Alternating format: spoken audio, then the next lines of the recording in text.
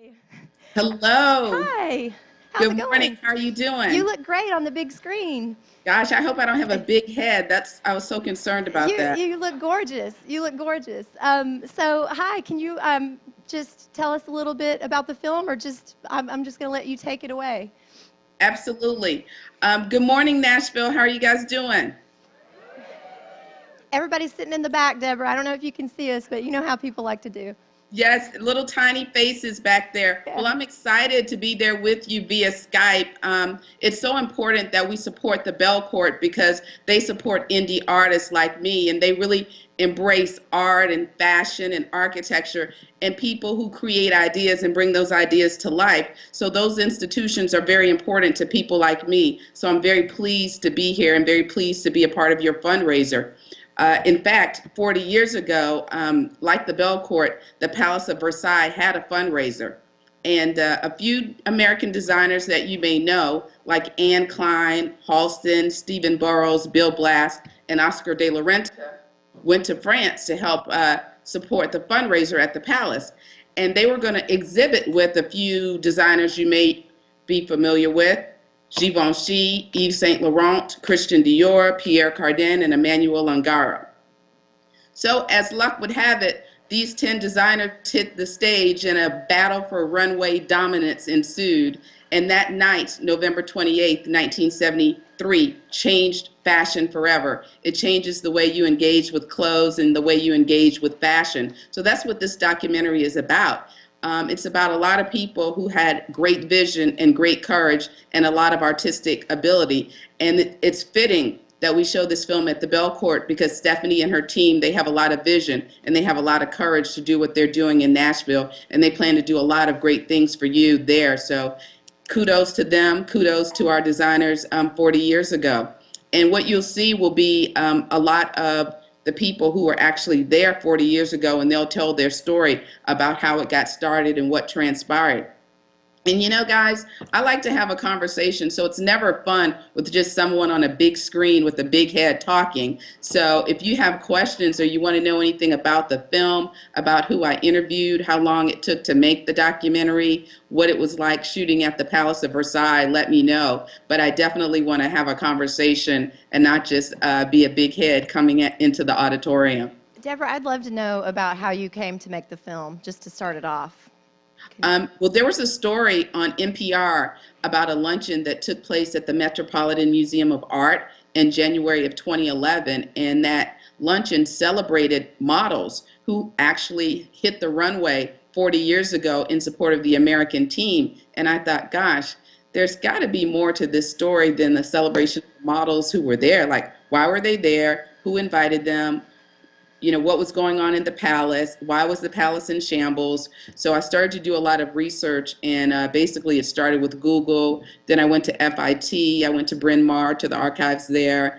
I actually called Nashville because you guys have a Halston collection hidden in Nashville that I found out about. So I had a conversation with a curator there. So I called all over the country trying to track down what happened 40 years ago. It was like fashion forensics trying to put this story together. But between New York, Tennessee, Philly, and everywhere else, I was able to get enough information to actually find people who were there and actually begin to interview them and get archival photos. What can you tell us about that Halston collection in Nashville? Well, from what I understand, what my research tells me, when Halston was sold in 1973 to Norton Simon, they owned Avis Rent-A-Car. They had the brand for a little while. They sold it to the Borghese family, and then it was sold again, and the collection of clothes ended up in Nashville. So I have yet to see them. I plan to make a trip there soon so I could see them, but they are there in Nashville at a local college there. Interesting. Okay, we hope to see you when you come to town, by the way. It's fascinating. Those are the clothes that came from Olympic Tower in New York City. So somehow they made it from Olympic Tower to Nashville. Hmm. Anybody have a question for Deborah? I can come out with the microphone. Anyone? Anyone? What else can you tell us? What was it like shooting there at the palace? Well, I'll tell you a funny story about the palace. If you know me, I always wear heels. So we were shooting and we interviewed the curator there. So it was a really cute scene. I had on heels, and then we went to interview the archive curator and actually meet her. But it is Versailles, and she was on the eighth floor, and there were no elevators or stone stairs in that wing of the palace. So I had to go up 8 flights of stone stairs barefoot because I had on like really super high heels, trying to be cute. So it was pretty. But when we got to the archives, we actually discovered scores and scores of documents about the Americans who had come 40 years earlier.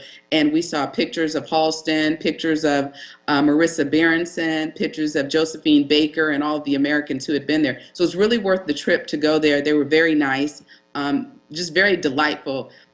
In terms of allowing us full access to the archives and full access to meet and interview anyone within the palace itself. Anyone have a question? How long did it take to make the film? It took about 14 months, and I would say 6 months of that was editing, about 6 months of that was research, and the balance of that was the interviews. That's fast. You're an efficient filmmaker. Um, Yes, it was very efficient. We really, in terms of editing, we were really efficient. I have an advertising background, so I spent a lot of time in edit suites, so I think that worked to my advantage.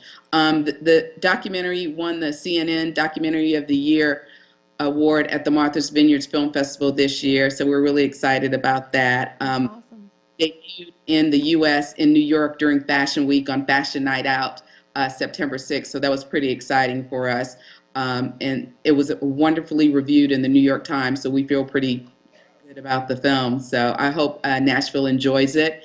And please feel free, you guys, to ask questions about the filmmaking process or even what it was like to interview the models or the designers. I love talking about the film. It's a very interesting subject matter. There were a couple twists and turns in the film, so like anything in fashion, it's pretty dramatic. Deborah, we've got some people who came up front to ask a question, so pass the mic. Can you stand so she can see you?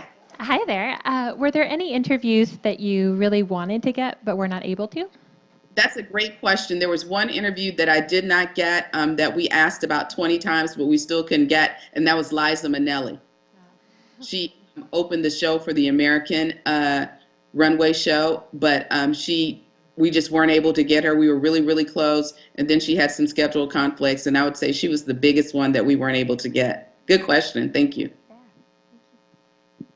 Hi there. I'm Amy. I'm from Nashville. Thank you so much for being with us today. My question is sort of, I respect the privacy that you're radiating about the collection in Nashville, and I don't want to push those limits at all with what you were alluding to, but is it possible that the collection here is ever going to be something that's publicly displayed for the public to see? I think it has been. I'll shoot Stephanie a link after the film so she can share with you guys where it is. That's good. Somebody Google it real quick. Exactly. Oh, it's at David Lipscomb University. Wow, that's really interesting. Okay. Bingo, that's where it is. It's in the fashion merchandising department. Great. Do you have a question? Yes. Can you stand so she can see you? Yes. My name's Lonnie, and I wondered if you were able to use some French, or were the French people able to accommodate you? Well, I actually hired an interpreter. I had 4 years of college French that did not help me at all. Oh, well. Not even a little bit. Beyond, saying my name and where was the bathroom, I was lost. Good start. That's always a good start. Exactly. So we had an interpreter with us. As you'll see in the film, the interviews were done in French when we were at the palace because they refused to speak English. So we had to have an interpreter. Yeah, I think they're as shy as we are. Exactly. So, and I understood that because I did not want to try my French. So I was very comfortable with the interpreter. Thank you. Great question. Other questions? I do have a question. Can you tell us about the models? Do you have anything to tell us more about the models who went over? Well, there were some wonderful models 40 years ago that people wouldn't realize were models. Elsa Peretti, I don't know if you guys go into Tiffany's at all, but she designs jewelry right now for Tiffany's, the Elsa Peretti collection. Well, 40 years ago, she was a model.